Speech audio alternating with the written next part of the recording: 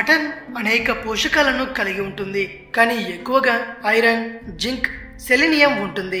Iron మన శరీరంలోని అన్ని భాగాలకు ఆక్సిజన్ను అందించే హిమోగ్లోబిన్ను ఏర్పరచడంలో సహాయపడుతుంది. జింక్ కణజాల నిర్మాణం, జీవక్రియలో సహాయపడుతుంది. సెలీనియం శరీరంలో కొవ్వు, ఇతర రసాయనాలను విచ్ఛిన్నం చేస్తుంది.